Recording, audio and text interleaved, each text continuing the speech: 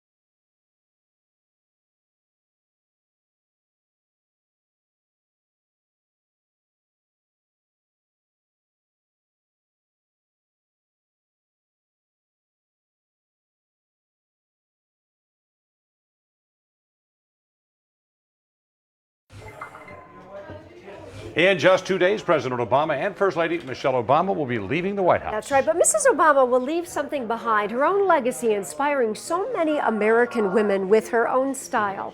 Juju Chang takes a closer look now at the First Lady of Fashion. Michelle Obama breaking the mold, exploding onto the fashion scene on election night in 2008. On her first day as First Lady, a fashion star maker, Jason Wu's gown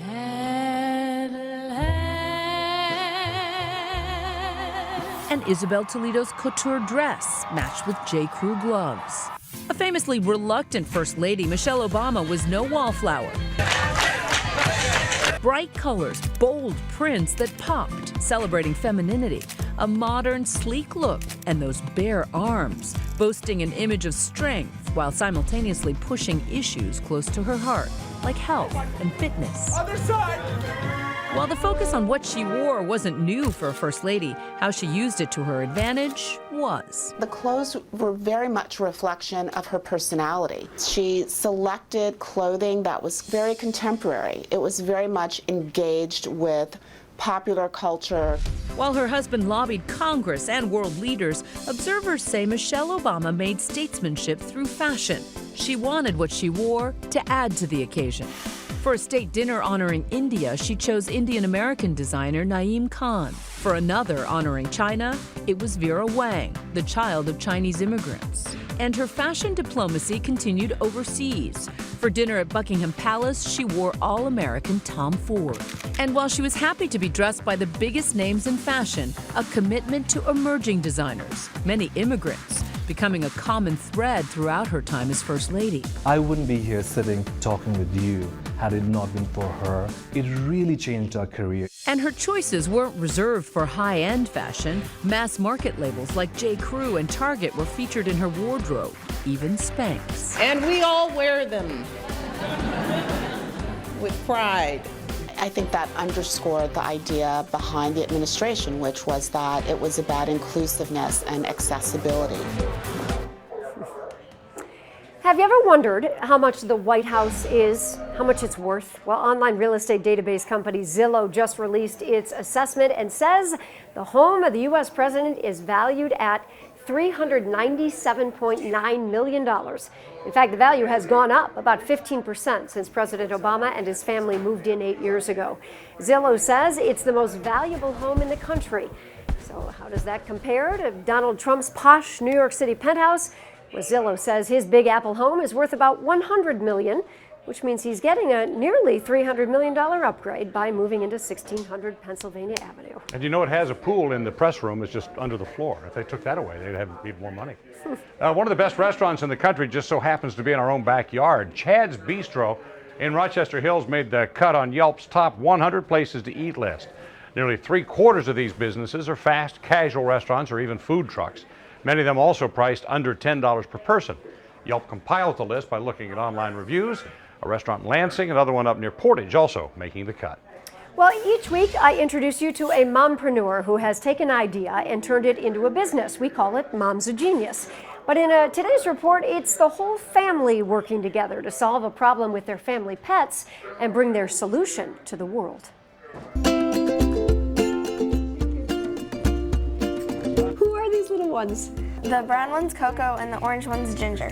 Your guinea pigs, huh? Yeah. How long have you had them? About 4 years now. It took quite the effort for Megan to get these little gals. She had to convince Mom and Dad they were a good idea.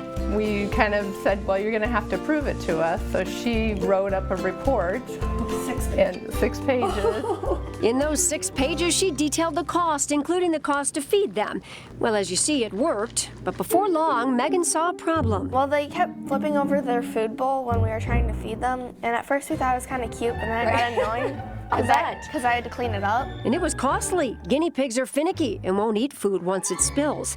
Enter Dad. He's in product development, and he and Megan got to thinking. And we came up with this little thing. It's very simple. We took Mom's cutting board and we bolted the bowl on. This is actually the bowl that they used to use. Yeah. And it wouldn't tip. And I said, wow, great, it worked. Yeah. And then she, of course, gets us on this thing by saying, what's next in the product development? Well, here's what was next. They designed version after version, getting the bowl just right. The tooling is kind of expensive, but we said, well, let's invest some money from the family and see if we can make it. They did, and Megan named it the Stay Bowl. We just thought about how we want it to like stay and not flip over.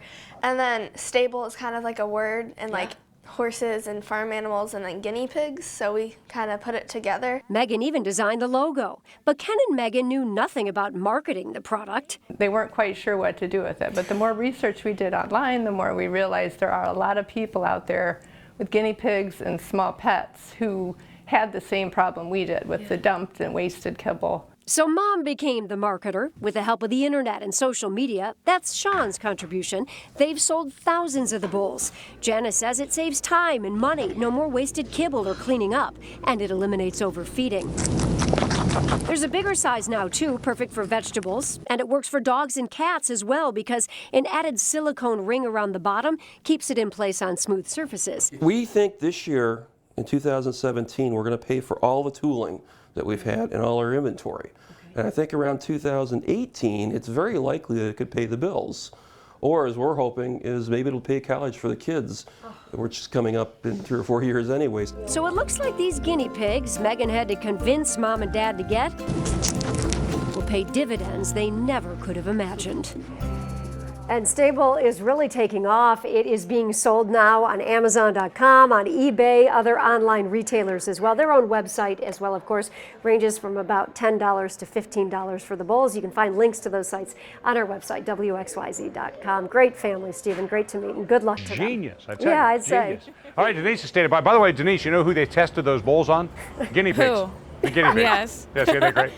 So what are you trying to say? I'm just saying, they tested the guinea pigs. So outside, it's a beautiful looking day today. We have changes in the way? Yes, we have changes, meaning we're talking sunshine finally, something we haven't seen in a while. And I even saw a guy wearing shorts, so that means that it's not too cold out here. 42 degrees in Detroit right now, temperatures 10 degrees above average for this time of the year. A little cooler in Adrian, 36, 37 Lapeer, 36 also Cairo, with a wind out of the west-southwest, anywhere between 5, closer to 15 miles per hour. The wind will die down tonight, allowing for temperatures to also decrease. We do have overcast skies, and we're expecting mostly cloudy conditions throughout the evening. This system to our south that brought floodings to Houston, that's the one that's expected to move to the northeast on Friday and bring the chance for rain. And once again, yes, it will be soggy and damp around here, so prepare yourself for it. Thursday, the best day for running errands or any outdoor activities. We will see partly sunny skies, but by Friday morning, there's a chance for a mixture. You can see here that pink color over Ann Arbor, Howell, moving into Detroit. It won't last long as temperatures will rise into the 40s, and we're expecting to see more rain for Friday afternoon. So tomorrow we're talking 47. By Friday, 44, 60% chance for rain. Overcast, gloomy once again. Saturday, 20% chance for showers, a high at 49. And by Sunday, we're talking 50 degrees and a 30% chance for showers once again. So the unstable pattern continues across the region. Now back to you in the studio. All right, Denise, thank you so very much. You see, guinea pigs. It was President-elect Donald Trump's inauguration schedule is all set, but convincing performers to be part of the show has been an ongoing challenge. The Now's Suzanne Malveaux explains. Donald Trump just days away from becoming president.